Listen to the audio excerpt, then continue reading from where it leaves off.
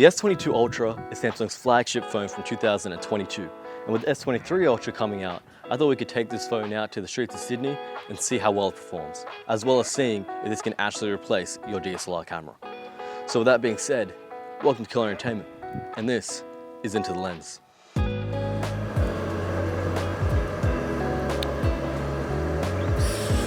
Alright, I'm gonna try to use the Ultra right here. And my lens is foggy.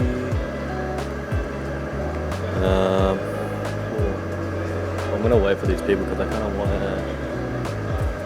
like an empty shot, I guess.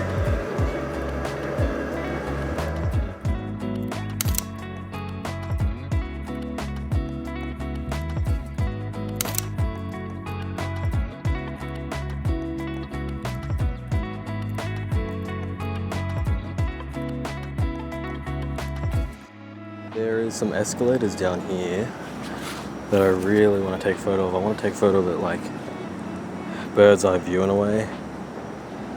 So what I really want, first I'll do a test to see if it works. And yeah, it looks sick. So I just want to wait for someone to get in frame. And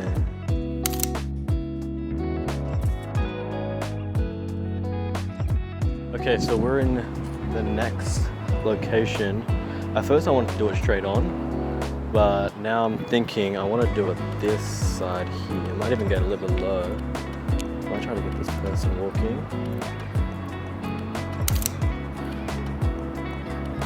I think that looks really good actually. I might try to get a wide shot. I might get a little bit closer on this side.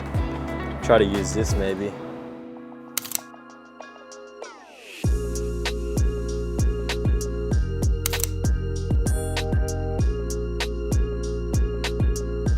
Here's our next spot. I'm gonna try to get the I'm gonna try to get a colorful car on one of the roads, and I'm gonna try to make it isolated.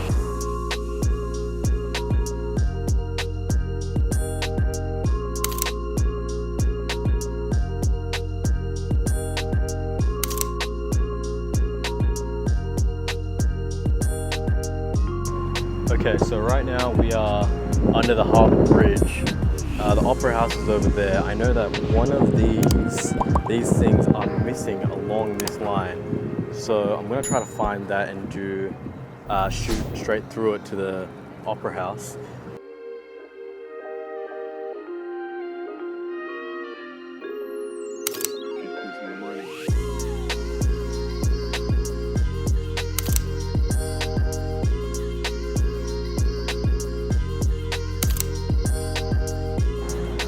I'm gonna try to get some detailed shots as well of the Harbour Bridge.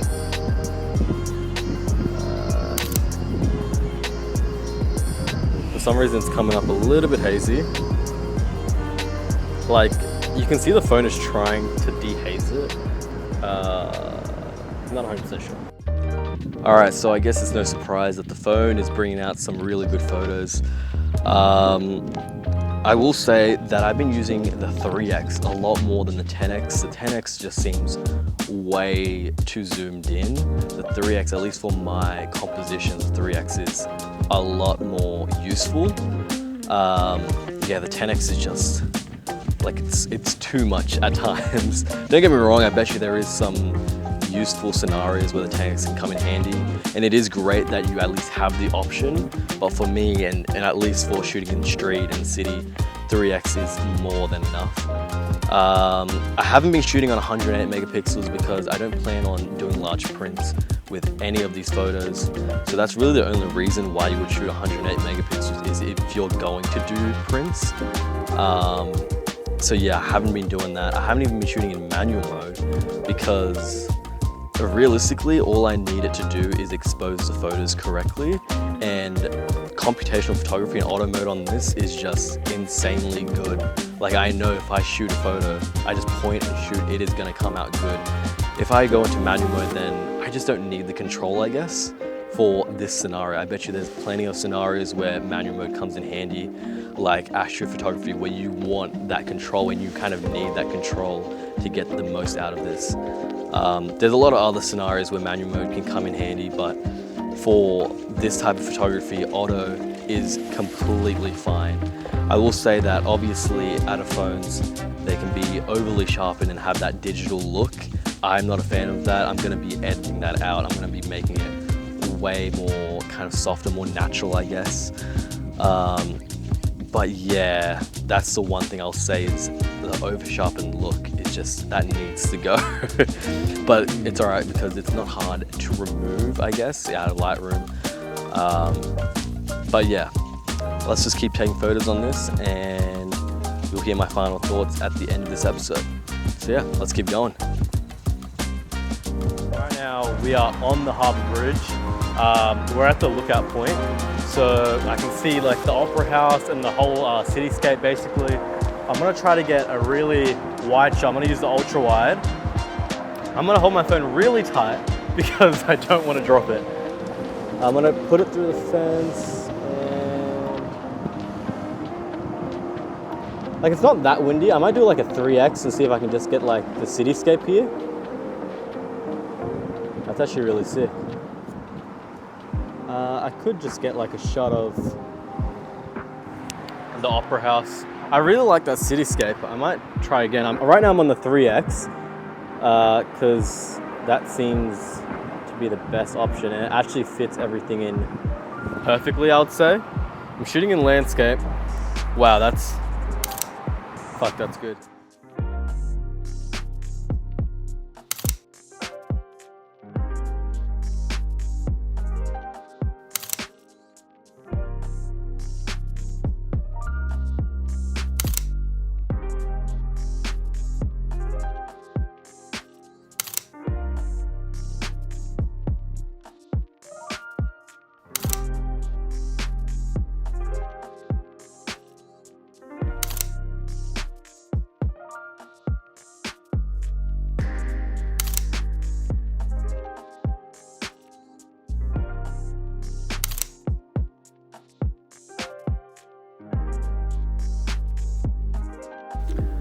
Alright, so we are back. I've spent a whole day editing all these photos and I am fairly impressed by the results. I'm not surprised though, just because I don't think it was any surprise that this phone was going to produce good images. I mean, it basically nails it every single time in auto mode.